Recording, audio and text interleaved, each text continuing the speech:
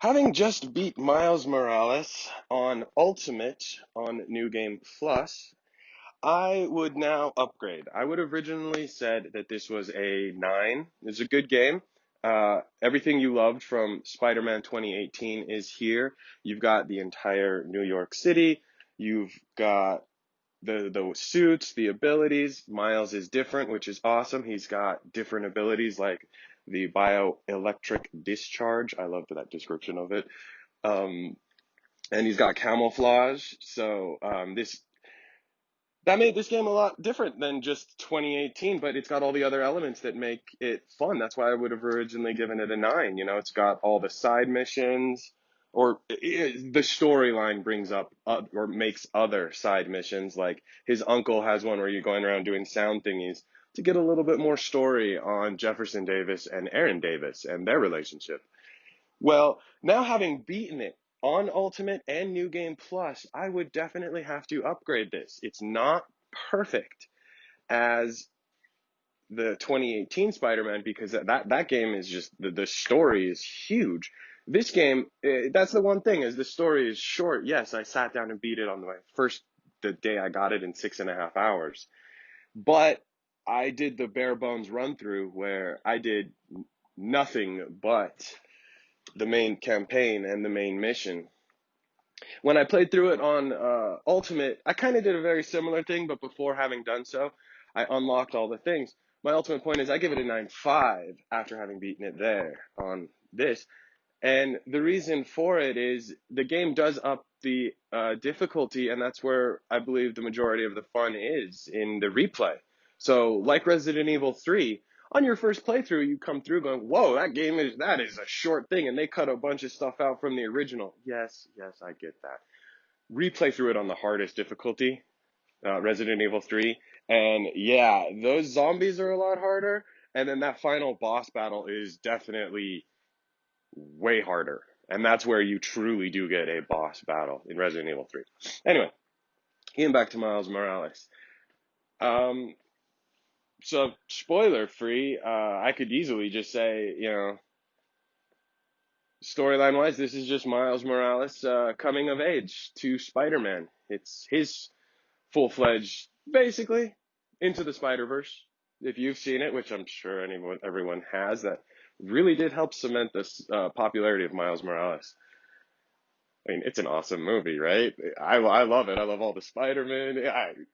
I'm not going to gush over that movie. All right, talking about the game. So going through it the first time, I was decently challenged on some portions. Again, I did the bare bones run through in many, not just the way I played the game, like through missions, but also the way I played the game I didn't use the stealth my first playthrough. In fact, I barely even used it my second playthrough. Part of it was I was just testing the game's mechanics as to how much can I really test the stealth engine by not being stealth, by just kind of running through as fast as and doing things without alerting all of the guards. Like I had this run through in Spider-Man 2018 where, yeah, I was like so close to being seen and alerted the entire time I was taking out guards until I took them all out. And yeah, I didn't do any of the stealth, like the stealth takedowns, nothing. No, I was just running through, freaking guards out. It was awesome. So I did the same thing on this playthrough. And to tell you the truth, on the second playthrough on Ultimate Mode, given the Venom powers, Miles is kind of OP. He is definitely overpowered. If you know how to use him, his powers just right, and also game changer that they locked. So you did not get this ability until you play the game on New Game Plus, is the perfect dodge slows down time mechanic. And once you unlock that and you're playing through Ultimate, it's like, oh, yeah, this is awesome. I can do all of those things where like whoosh, right when something happens, and then you run up on somebody and just start wailing on them in slowed time. It's awesome. And so, yeah, on my Ultimate playthrough, I had, well, less struggle. Like, it was just more fun being kind of OP. Yeah. Uh, Enough said. So, yeah, spoiler-free part of this is it's definitely a great game. I personally played it on the PlayStation 4. I would highly recommend, if you can't get a PlayStation 5, get it digitally because you get both copies. So when you do get lucky enough to get a PlayStation 5, you will already have Spider-Man Miles Morales to download. Just, whoop, there it is. Same thing with Assassin's Creed. Like, if you're not lucky enough, like this generational jump from one to the next, uh, some companies are doing it right, where if you get the digital copy, so that's why I say don't get the physical, because you do get two copies with it. Now, I don't actually know about that. I got to go investigate if you get both. That would be really cool. But as far as I'm aware, so again, I wasn't lucky enough to get it on the PlayStation 5. So all my footage and my review is on the PlayStation 4. And with that, I didn't experience any slowdown in the game on my first playthrough until the little bit. We're going to get in a little bit of a spoilers territory here. Is towards the end of the game, there's like this blizzard that's happening. So there's just massive particle effects in the sky happening, and you're also at the end of the game. So, it's climaxing, where almost like in Spider-Man 2018, there's a little bit of chaos on the streets. And so you've got the heavy snowstorm and then all the enemies out, and the game did start slowing down. And this was just before the final battle, the final boss battle. And then sometimes in the final boss battle, there was some slowdown, and that was really interesting. On my second playthrough, given that I had the Venom powers from the beginning, yeah, there was some slowdown here and there. And also this one time when this guy I think two guys, they just stood there. It was really weird, because I was wailing on this one dude, fighting him, and they're just standing there. And yeah, you can see it. Look at it. It's just weird. What's going on here? Anyway. So I'm super excited to get it. I again have in the realms of replay, definitely for the 2 rounds, but I love all the Spider-Man games, and this is of my favorite vein, which is the 2018 Spider-Man. It's just more of that with different powers, because you're not Peter.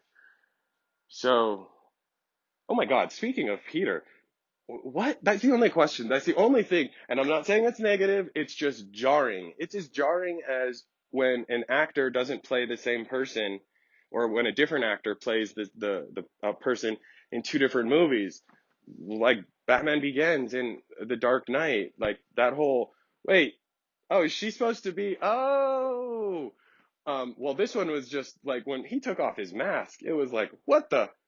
That's not Peter. See, and that's the thing, is I didn't pay attention to the internet or anything. I just didn't want to get any footage or spoilers. I had kind of heard that they changed his digital model.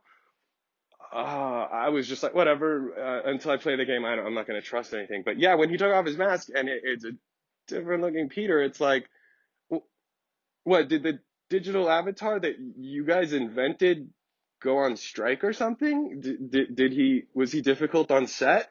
Did you not want to hire him or something? So you got another digital avatar that you created to be? I don't understand. That's my only what?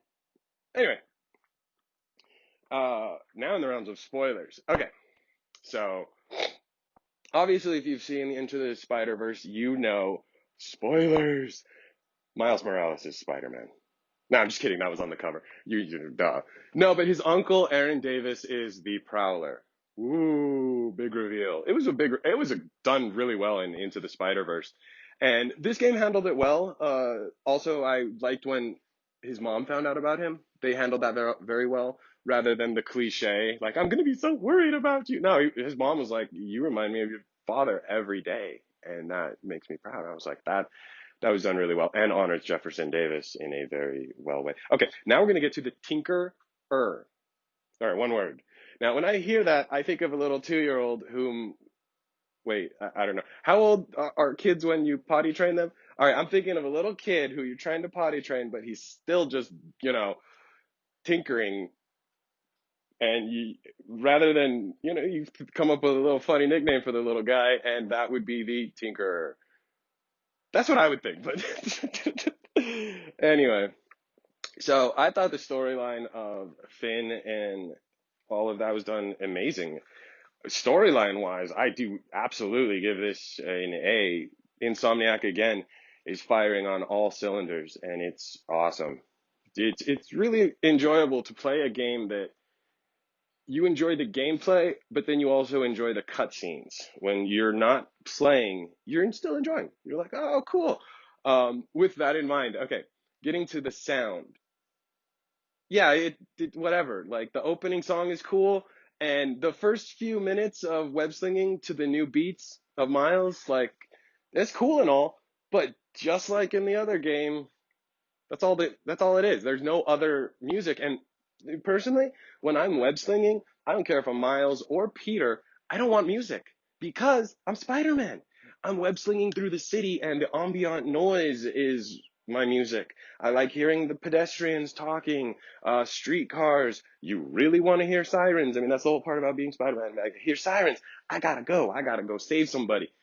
So yeah, I turned off the music and I turned it off later in the game on my first playthrough, but when I replayed through it on Ultimate, when I watched this scene had no music and was really weird.